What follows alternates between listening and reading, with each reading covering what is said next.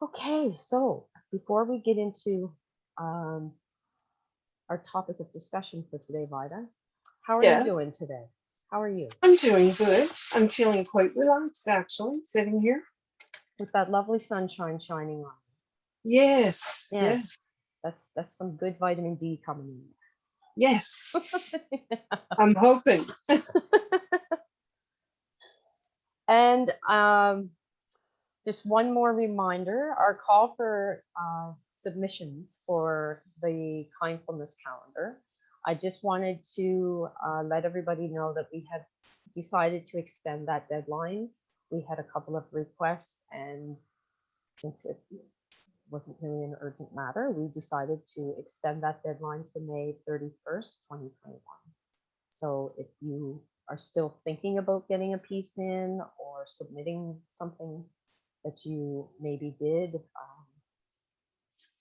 just send us an email at info@attendns.ca, and we'd be happy to receive anything. Okay, so the news um, this week uh, has been record breaking. Today we had 75 reported cases today. Yesterday, I believe it was 98 or 99 cases yesterday. And Okay.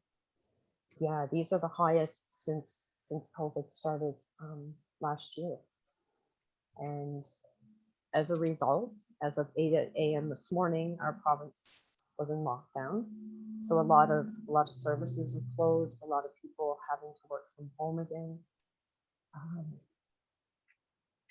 Schools are closed. So this this brings up a lot of challenges for people. Our routines are broken. We can't just go to the store again. And I think there was some complacency in just going out. We still wore our masks and sanitized and took care in that way. But I think that for some people it just became kind of comfortable.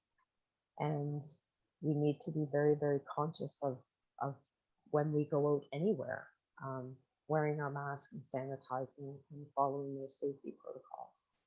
This is how we protect ourselves, and this is how we protect each other.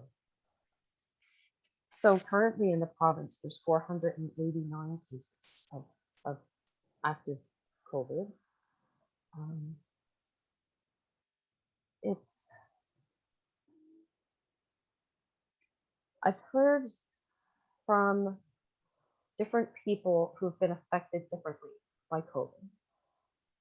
I would say the majority of people that I've talked to, they've been negatively affected by COVID. So the social restrictions, the limitations, the not being able to work like they're used to, um, reduced financial income on a monthly basis and having to adjust budgets, not having the social networks that people are used to, groups or sports teams. Um, and this is leaving a huge void in people's lives. And as a result, people's mental health is being affected by COVID.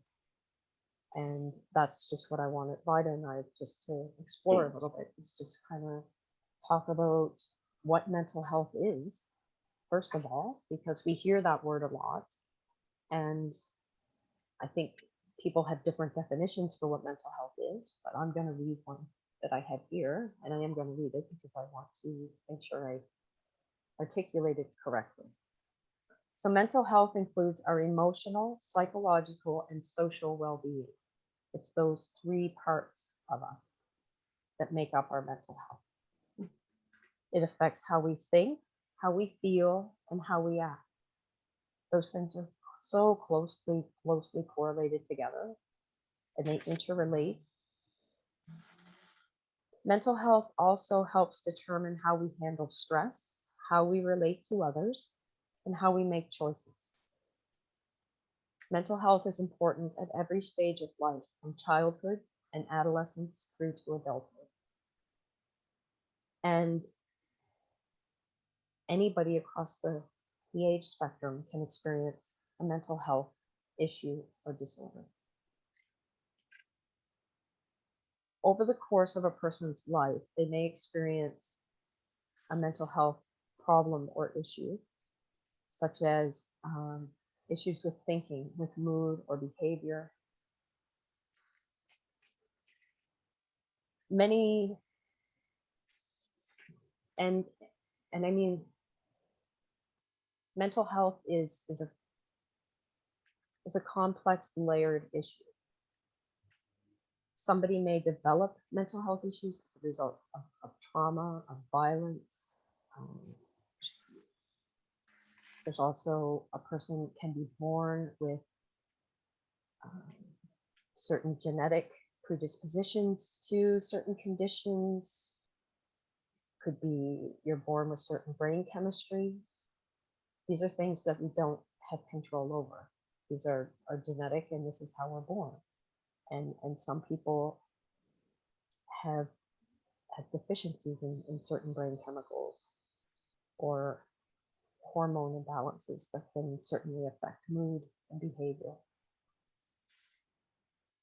Abuse can contribute to mental health issues, mental disorders as well.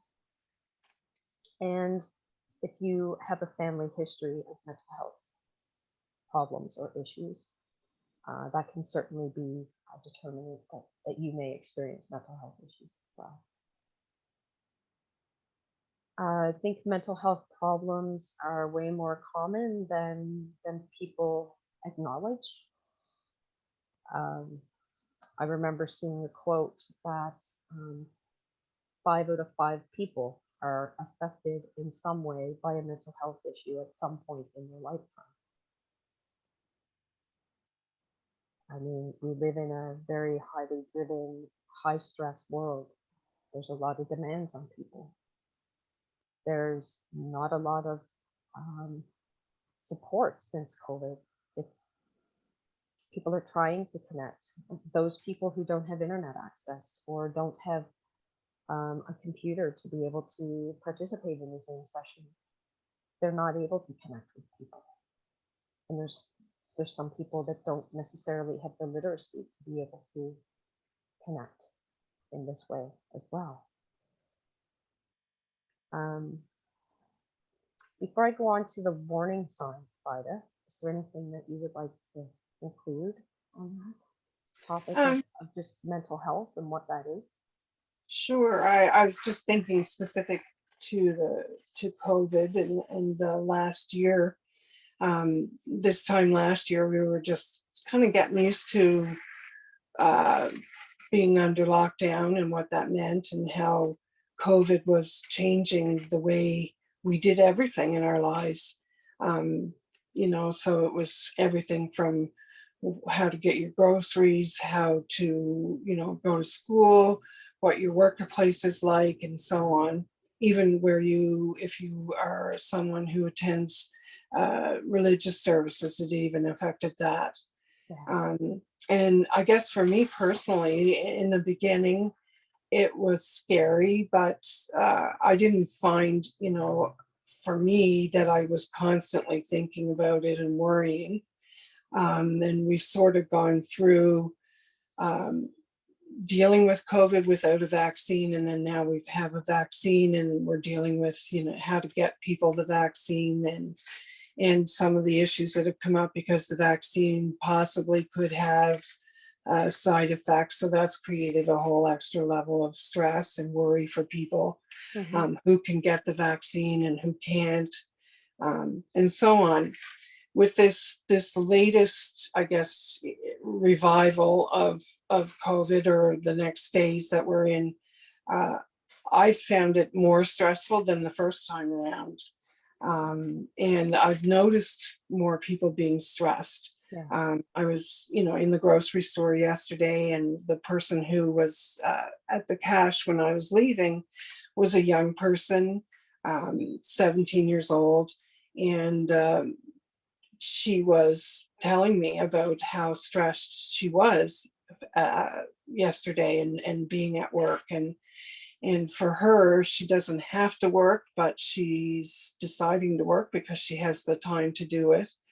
And she's worried about her family. She has younger siblings. She lives with, her mom and her siblings, and her mom isn't working at the moment because of the lockdown. And so for her, there's all these different levels of stress happening. And then on top of it, she's worried that she's going to get COVID and bring it home to her family because she's at work. And the stress that that young woman was having, and she had already talked to her boss about maybe getting some time off, and really people she shared that, that people were telling her she was just being oversensitive, or that not to worry about it. And she shared with me, I don't know if I'm going to even stay working because I don't think I want to be this stressed. And I looked around, and a lot of the staff that were there were really young.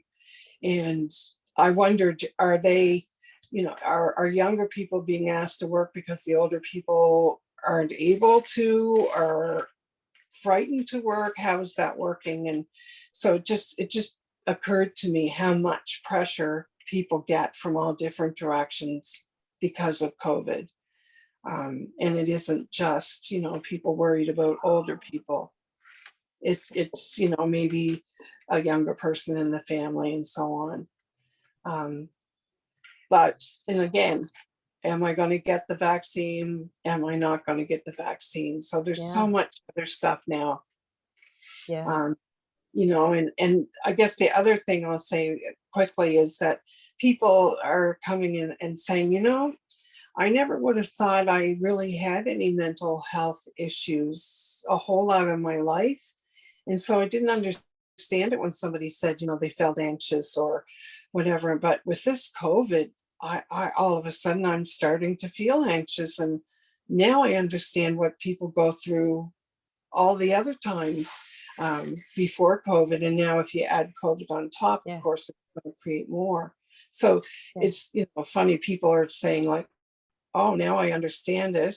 And then other people, I don't know what to do because I've never had to deal with it. And I think you were going to talk some about warning signs and when people are stressed. So I'll kind of let you do that part. And Okay. Yeah. Thank you, Barb. Okay, so in regards to early warning signs, these are things that you might notice about yourself, or maybe someone in your life or in your world. So these, just make note that if you or somebody you know is experiencing some of these warning signs, you may need to talk to somebody and get some support and assistance. So if you are eating or sleeping too much or too little, again, we're all different. Some people, when they're feeling more stress, they may eat more, they might sleep more. Some people might undereat, eat less, and sleep less. Pulling away from people and usual activities. So not wanting to have a conversation, not wanting to socialize. And I know socialization right now is incredibly challenging. But pulling away from even phone calls.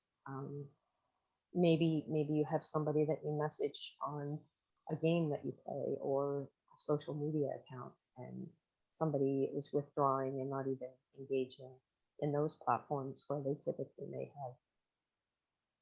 Having low or no energy, that's an early warning sign. Feeling numb or like nothing matters.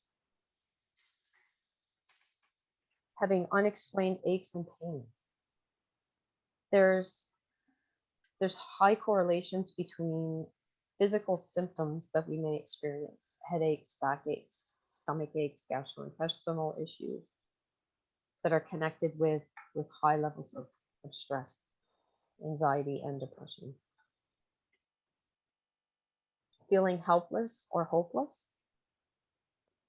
Those are pretty serious. Feeling hopeless is a pretty dark place to be. Feeling unusually confused, forgetful, on edge, angry, upset, worried, or scared. So I'll repeat that one again because it was kind of long. Feeling unusually confused, forgetful, on edge, angry, upset, worried, or scared. So it could even be, sometimes it's called an impending sense of doom. You just have this sense that, something's going to happen and I'm going to be ready for it. And that's a lot of stress to live under, with that impending sense of doom. And also having difficulty making decisions, like trying to decide what you're going to eat for supper today, what you might wear, what you might do later on today, which bill you're going to pay. If just making regular everyday decisions, if that is difficult for you, that could be a warning sign that you may have a mental health issue going on for you. Yelling or fighting with family and friends, being very argumentative, maybe standoffish, raising your voice, maybe you're swearing more than usual. Experiencing severe mood swings that can cause problems in your relationships, or has caused problems in your relationships. Having persistent thoughts and memories you can't get out of your head. And those are also called intrusive thoughts. So intrusive thoughts are very upsetting or even disturbing thoughts that just keep popping into your mind, and you struggle to cope with them, to get them out, or just to be present in that moment when you have intrusive thoughts. But if you find that you are having intrusive thoughts, again, that may indicate that you have a mental health issue. Hearing voices or believing that things are not true, that are true. Thinking of harming yourself or others. An inability to perform daily tasks like taking care of your kids or going to work or school. That long list, those are a number of indicators that if you have any of those, you may want to talk to someone, just do a follow-up and see if there's any assistance that you may need to address maybe a mental health issue you might be experiencing at this time. Was there any warning signs either that I didn't say that you're kind of thinking, why didn't Margaret mention that one? I just No, want to check. just as you were listing off the warning signs, and there's a lot of them, and some of them can be warning signs for other things. Yes. The thing I remember learning is that anytime you notice a change in behavior for someone, whether it's your partner, your sister, your mother, whoever, or a change in your own behavior, that's usually a sign that there's something not right. So, Right. Margaret, if you're the kind of person that's normally pretty easygoing and laid back in life, and then I notice, every time I've seen you in the last little while, you seem to be on edge or angry or something that I'm not used to seeing from you, that tells me, okay, Margaret's behavior's changed. Why is it changed? So this is when you might say, try and find out from the person, what's been going on. Are you worried about work? Are you worried about getting sick? Trying to explore with the person, kind of where that change in behavior is coming from and what might be done to help them once you figure it out. But usually changes in behavior are people's first kind of sign or Huge indicators. flag. Yeah. Like I need help. I don't know how to ask for it. And, I'm trying to do things and nobody's noticing. So we need to be, I guess, better at noticing. Yeah. And If it's not anything, then the person will say, no, I'm fine. Maybe I'm just a little tireder than normal or whatever. But, or they might say, yeah, actually, I've been really, really scared and worried, and I'm not sure what to do. So just keep communication going with people, I think, is a big thing too. Yeah. Are you okay? Yeah. Yeah. Yeah, I was just going to ask you, what would you suggest to be helpful for people if they are concerned about maybe somebody in their life that they've noticed changes in their behavior? Yeah. I think that, again, the big thing would be to find a way to talk to them. And again, with all the restrictions, it might normally be that you would drive over and go visit this person but now because of the numbers of people allowed in houses and so on, you may have to call them, or you may have to message them, or find a way that follows the guidelines, but at the same time allows you hopefully to get a look at the person and to also talk to them, and listen. What if Yeah. they're going to talk, let them talk, and listen, and then help at the end. Wow, that was a lot of stuff that you shared with me.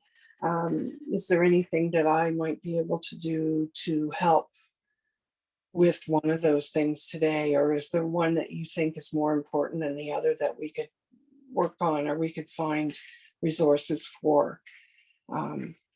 And a lot of times when people are struggling with mental health or any other issue, is that when they first start to tell you about it, they don't over exaggerate. They usually minimize things. Right. And so just keeping in mind that what they're telling you may actually, not be the only thing that's happening, or it may be that it's worse than they're Yeah. saying.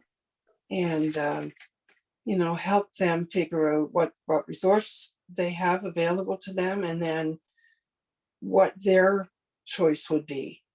What do they want to do?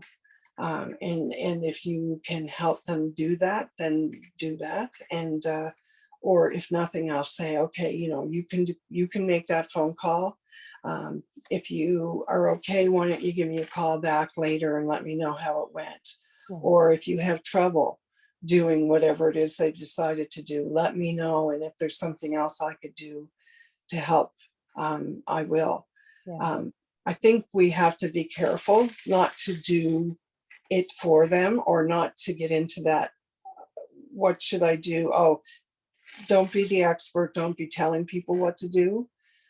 Help them explore options, and then help them uh, by supporting and listening and providing information, and then let them choose what it is they would like to do. Yeah. And let them know, I'm here if you want to give me a call later, tomorrow, whatever it is that works best for communication. Um, Yeah. Listening is probably one of the most important things you'll do. And if it's whatever it is they're telling you, some people are really afraid to, maybe it's not really that bad, or I'm probably just oversensitive or whatever, and reassuring people that however they're feeling is a valid feeling. Yeah. And because somebody else isn't feeling that way doesn't mean that it isn't affecting them. Yeah. So I guess be there if you can be, whether it's in person or over a Zoom or on the phone or Yeah. messaging. Just find a way to be with that person so that they don't feel isolated and Yeah. alone. Yeah. That's all great, helpful stuff, Ida. Um, so there's, I just made a little bit of a list. So this is just some, in addition to what Vida shared about talking with somebody who you think may have some mental health issues going on.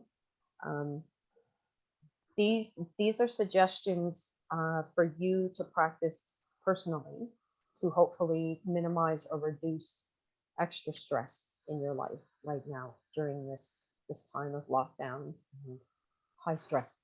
high stress and fear. I highly encourage you to limit the amount of time that you spend paying attention to the news, whether that's reading the newspaper, watching the suppertime news, or following it on social media. Limit the amount of time you expose yourself to those stories about this. That's one thing that you can do to help protect yourself and not feel that sense of doom, because the news, if it bleeds, it leads, and the news isn't always positive for people.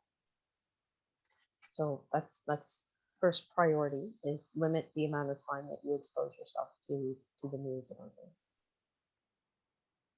Take care of your body, your physical body. Drink water, eat your meals, eat healthy meals. Exercise a little bit, whatever's in your capacity to do. If all you can do is have an exercise band and you do 5 reps a day, like it's okay, but just do a little bit of physical activity for yourself. Make time to unwind, downtime, where you don't have to figure the rest of your life out. You don't need to figure out how to save the world. You can just be off the clock and, kick your feet up or lay on the floor, dance in your kitchen. Just be silly. Just allow yourself to unwind. And I'd like to add something I've talked about in previous sessions before, is about feeling your feet in your shoes. To help you unwind, remind yourself to feel your feet in your shoes and just be present in this moment right now. That will do so much for your physical and your mental health. It's so helpful to just practice presence.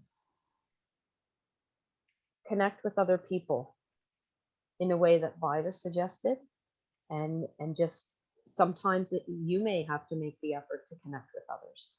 You might not always get that call or that message or that email that you're expecting. Often others don't live up to our expectations, and sometimes we need to be able to reach out and ask for that. Sometimes just calling someone and asking if they have 10 or 15 minutes just to listen. You might be surprised that people will. Do some check-ins with other people. They don't have to be hour or 2 long conversations. Just, hey, thinking about you, thought I'd check in and see how you're doing these days. It takes 3 to 5 minutes to do a check-in, and it can mean the world to some people. Some people have no contact with other people. Some people are extremely isolated and disconnected. I would like to suggest that you meditate. There are lots of guided meditations that you can listen to on YouTube. There's lots of websites that you can go to and listen to guided meditations. It just allows you to have a pause, to get out of your head a little bit, come down into your body in the present moment. And again, it can be rejuvenating, it's relaxing, it can be energizing. So consider practicing some meditation, and you don't have to sit and do it for 6 hours every day. You can do a 2-minute breathing meditation, and it can have tons of positive results for you. Yeah. And seek professional help if needed.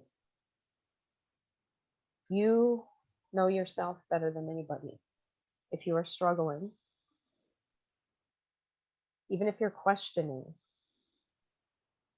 some symptoms that you might have going on for yourself, being able to reach out and even just talk to a professional about that could be helpful for you, because maybe you don't have a mental health issue going on.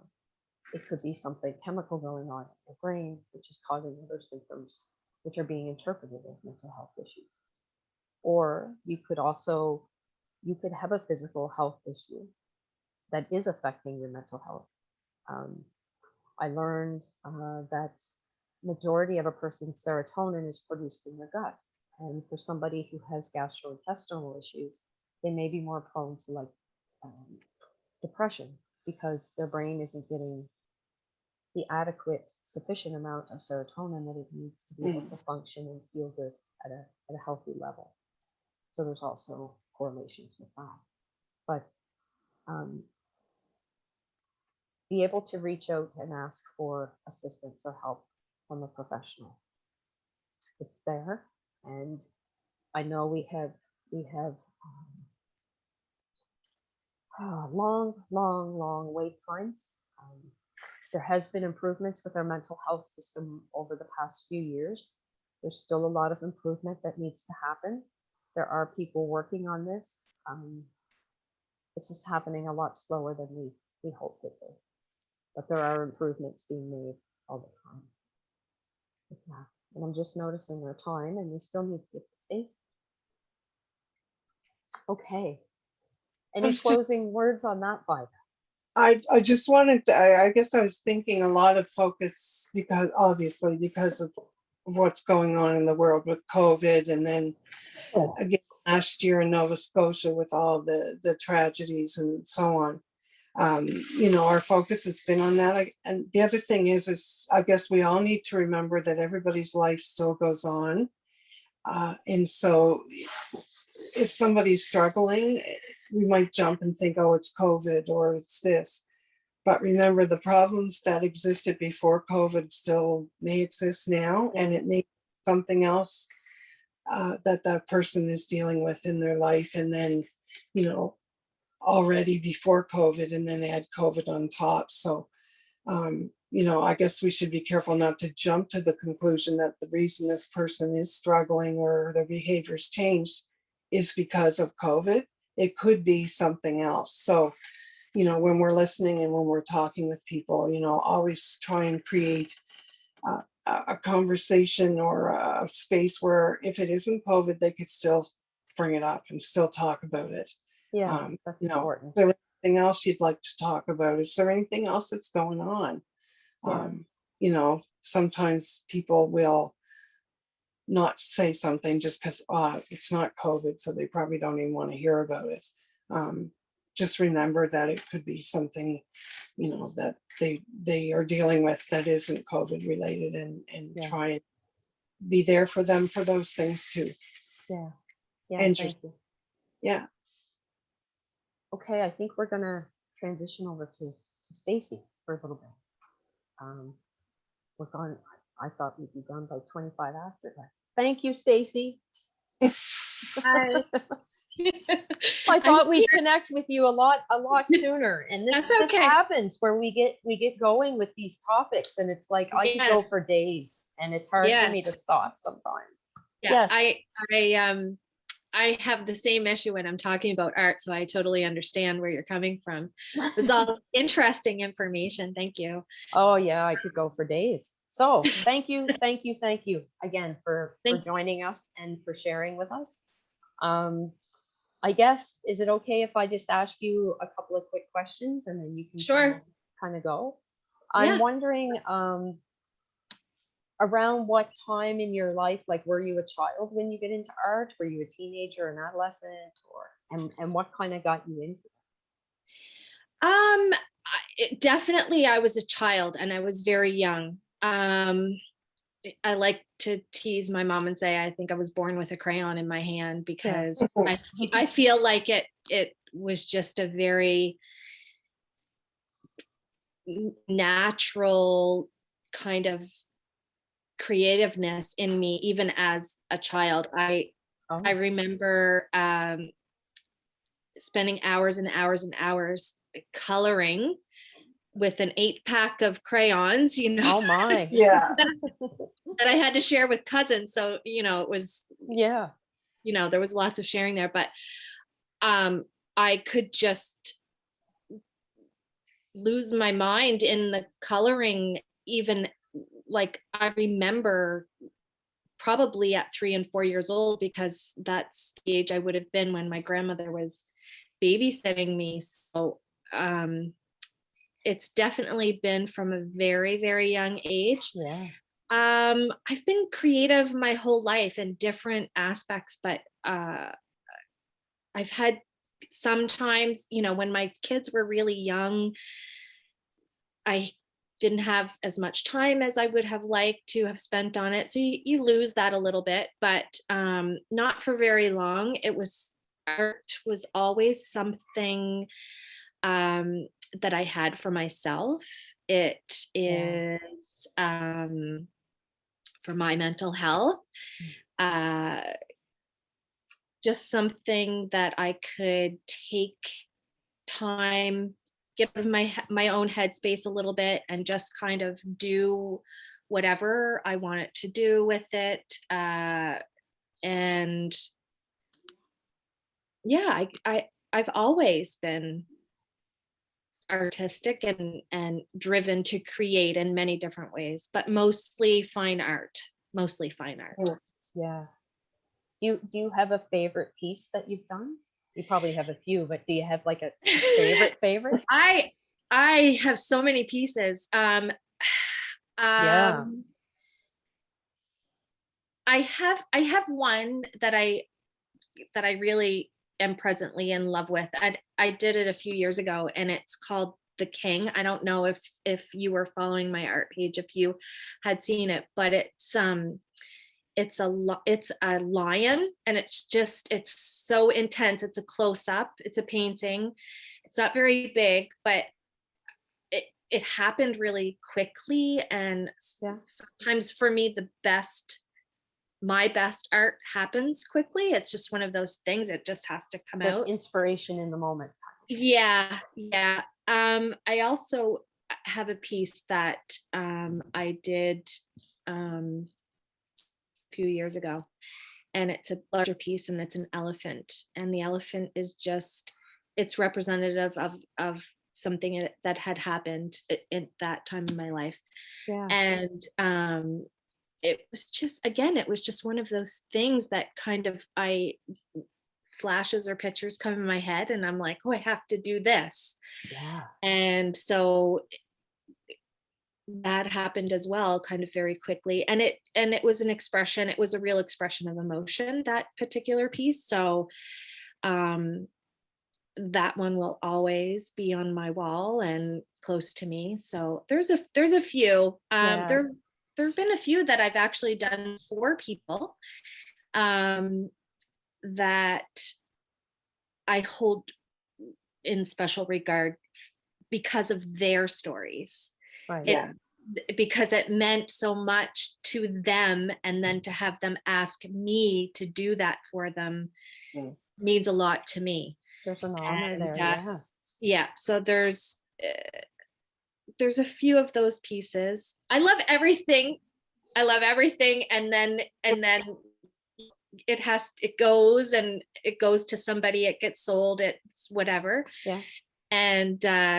And you have a tendency to forget about them, and then if you happen to see them because you're visiting, or sometimes somebody will send me a picture and say, remember when I bought this piece from you, and this is what it means to me. And so it kind of takes you back to what you were feeling, what you were thinking when you were creating that particular piece of art. Wow. Is there anything that you have with you that you wanted to show or share? I'm in the studio.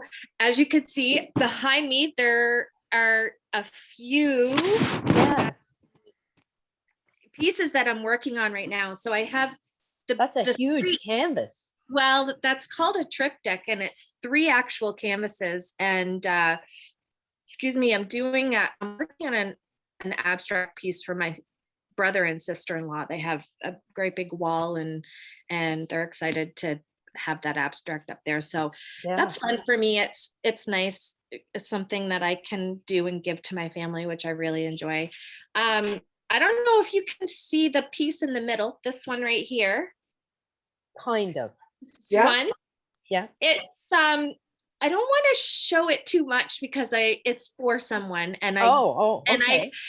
And I don't like to show my work kind of mid No, I understand. mid Yes. work, but it's for someone we both know, and I know that it's I'll tell you, it's the Umsdale Square, and Oh, yeah, back quite a few years, oh and wow. I know that this piece in particular is something that's very close to her heart, and again, going back to the how that makes me feel when someone Mm. asks me to do something that's so special to them. So Yeah. this is something I'm working on.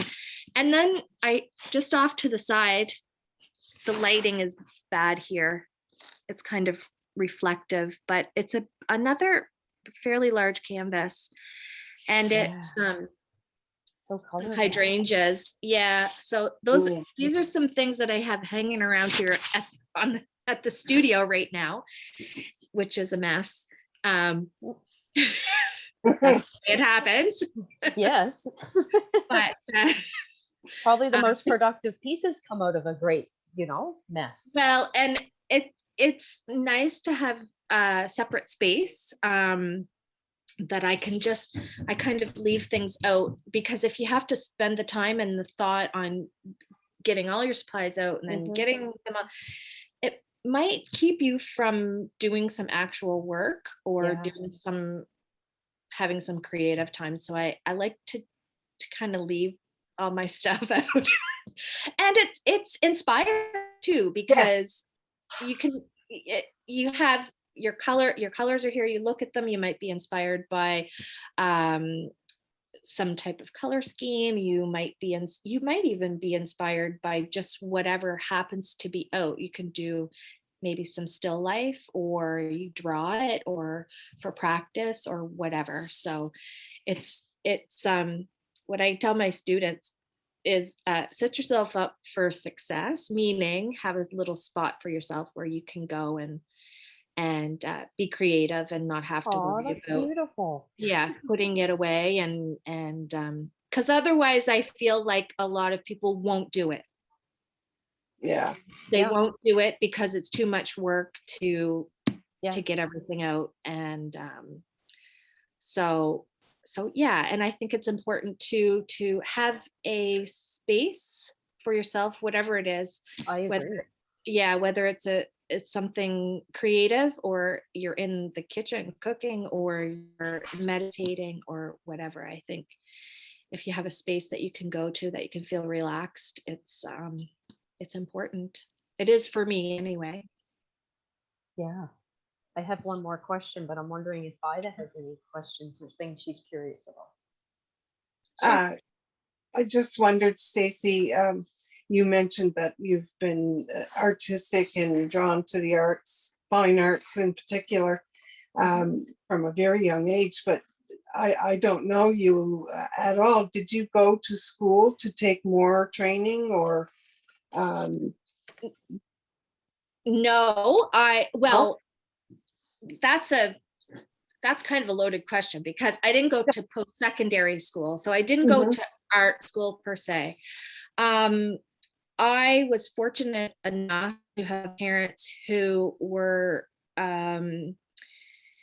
extremely good at letting us as kids explore whatever it was that we wanted to do. So if we said, I want to do art, you had the supplies, you had a teacher, you had, so it was 4 of us kids too. So that's quite an accomplishment for my parents to be able to do that. But I had my mother in particular, I would say, recognize some sort of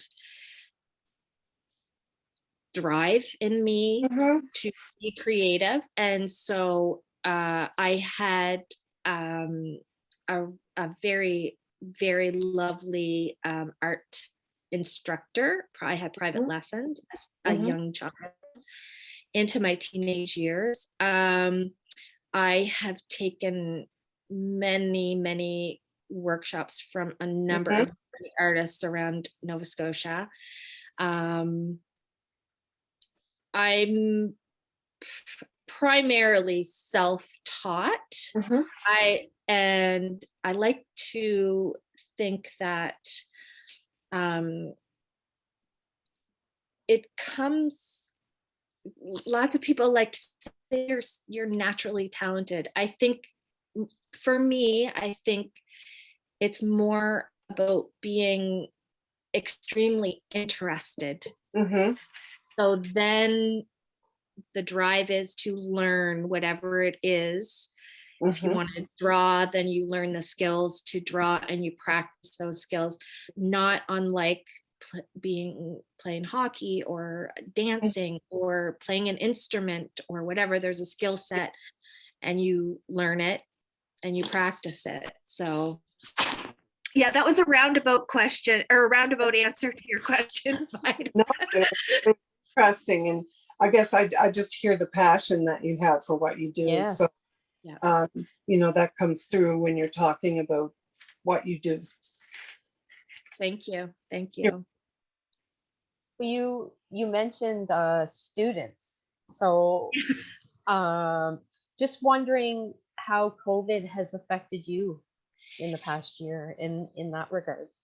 Yeah, well, I had been teaching for, I think I was going on 7 years. I was doing Ooh. lessons here in my studio.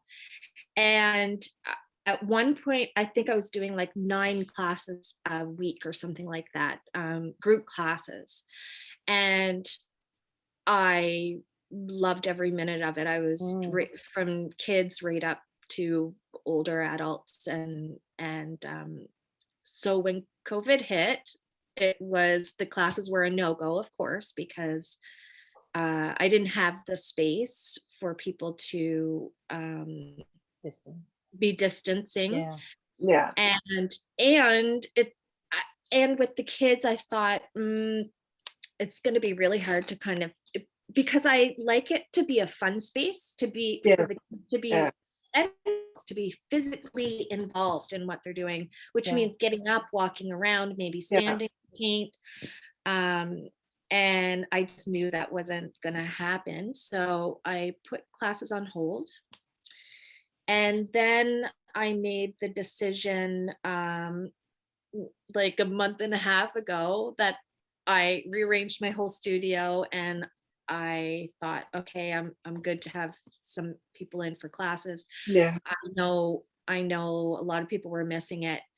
And so I decided to do some private and semi-private. So I was just kind of getting back in to that. And then this kind of wave hit. So I had to shut it down again.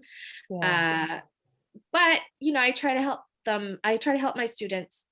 However, whether it's, over a phone call or some texting, I get lots of calls. I'm at the art store and what supplies should I pick up? Or I'm working on this painting and I'm having difficulty with this. Can you help me? Or pictures of color mixing sending through, and so I can still do a little bit. I can still help a little bit, which I think is important to keep people going in their creative endeavors, whatever it might be. But I think just for safety, and obviously everything is shut down right now. So Yeah.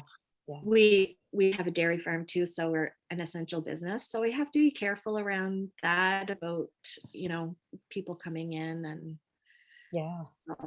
we'll see how it goes. Just curious question just popped in my head. Have you ever, I've seen zoos and different places where they have animals, ever allowed any of your animals to use their artistic abilities and create? Like our animals on the farm? Yeah, like a cow painting or I have never done that. I'm trying to think if that could be possible in any sense for the cows. I'm thinking not. My pet and my pets, my cat and my dog, I don't think they're interested, to be honest. I've watched some a zoo down in Tampa where they had one was an elephant, and would take the brush in her trunk and she would actually and she had a system for what she did, and Yeah. it wasn't always the same. And then the other one they did was an animal with a tail, like a cow or an antelope or something. And they put, like, of course, environmentally friendly paints and things on her Mhm. tail, and she would And swish. just Kill let him. it. Yeah. Yeah. Yeah. And Yeah. of course, the artwork that was created, they then put a little label on about how it was created, and they used it as a way to fundraise for the care of the animals. Oh, that's really interesting. Yeah. Yeah, that's I've never actually thought of that before, but it's interesting. I mean, I've seen some animals like chimps and Mhm. elephants Yeah. Yeah. and stuff doing their artistic stuff, but no, I've never thought. I've painted animals, but I've never Mhm. had animals Yeah. paint. Yes. Well, something to think about. There you go. Yes. Yes. Well, I think that's I just want to say that you're an inspiration, Stacy. It makes me want to come over and take a class looking Yeah. at those beautiful colors behind you. And I know that people who watch this will be inspired too. I'm just want to ask one more question. Sure. What would you suggest to somebody who, let's say, has never necessarily tried to be artistic and they have a blank piece of paper in front of them? Is there any kind of a little exercise that they could do just to start to explore maybe what that might be like for them? Yeah, that's a really good one. It I just actually put a post on my page about this, about a white canvas being intimidating, and how would you start that? Yeah. I think just let whatever comes up be. So if you just do something intuitively, don't think about what the end result will be. Don't think about Yeah. what people are going to think about it, because let's be honest, it's your creative work. You don't even have to show anyone if you don't want. It's perfectly fine to put it in the closet after or whatever, or Yeah. or put it on your wall or show it. I would say just go for it. Just don't try not to be intimidated by these preconceived notions of what art should be, because it really There. is. Yeah. Yeah. Yeah. Yeah, it's really, it should be an emotional thing. Art should make you feel something. Any art Yeah. should make you feel something. So it should make you feel something as the artist, and on the other side, it should make you feel something as the viewer. Mhm. So it's a great way to express whatever it is you're feeling or thinking. And especially for kids who might have a hard time expressing in words how they're Yeah. feeling. Yeah. I'd say just try to put all the stuff in your head aside and just go for it. Just have fun with it. Let it be physical, meaning put some music on, get yourself a cup of coffee, a glass of milk, a drink of wine, whatever it is that you do, and just slap some paint on a canvas. And I guarantee once you see how good it makes you feel, you'll want to keep going with that. So Yeah.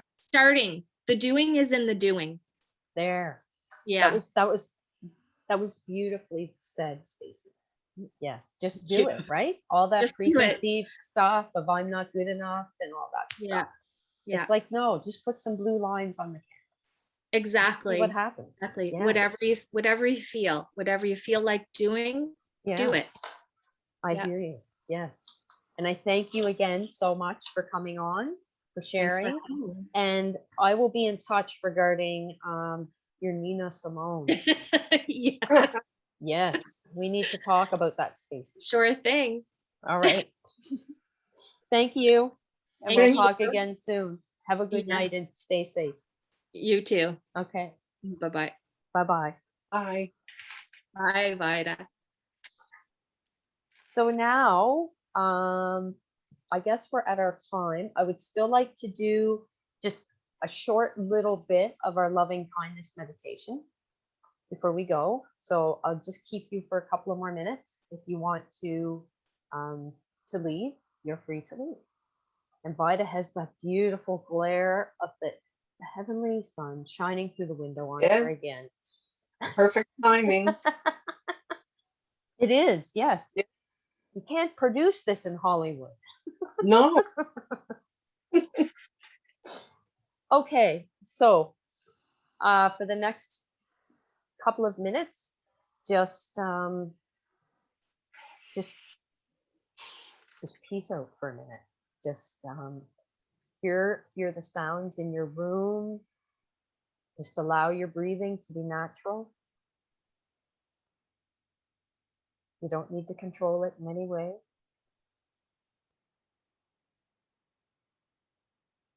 Just being silent, being still.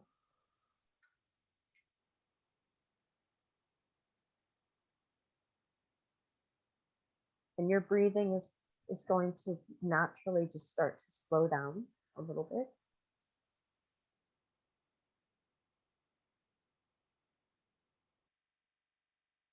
And as you are present with the sounds in the room and your body is starting to relax a little, begin to feel any tension start to drain away from you.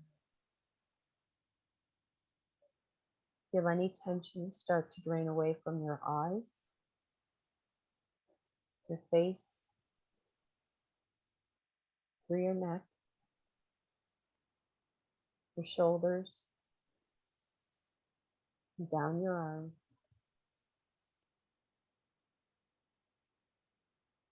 Feel any tension drain like a liquid down through your body and out through your toes.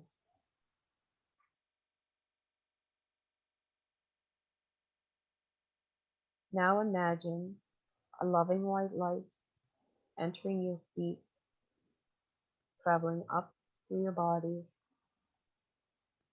up to your stomach, to your chest and arms. Feel it buzzing through your body and radiating from your skin.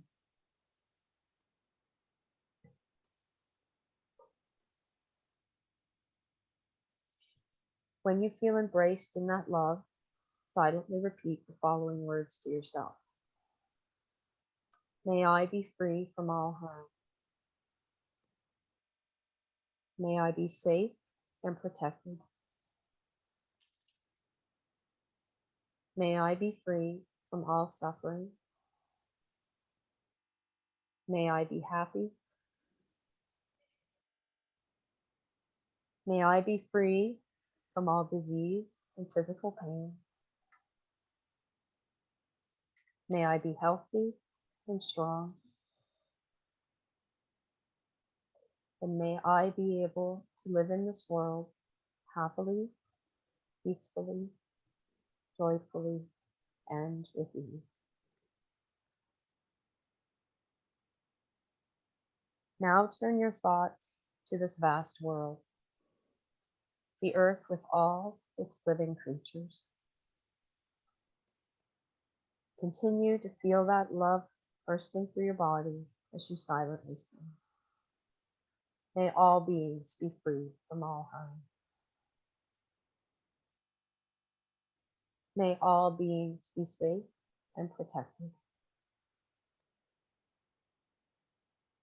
May all beings be free from all suffering. May all beings be happy.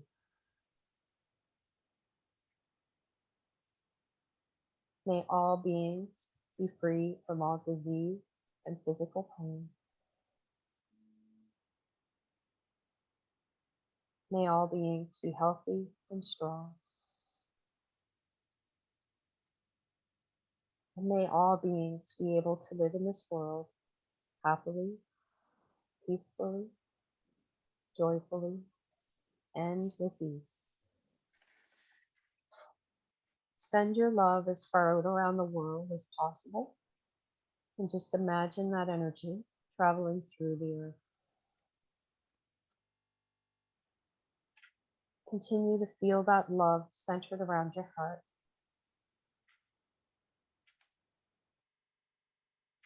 Notice the weight of your feet on the floor, feeling yourself in this present moment. Carrying this feeling with you through the rest of your day. And when you are ready, you may slowly open your eyes.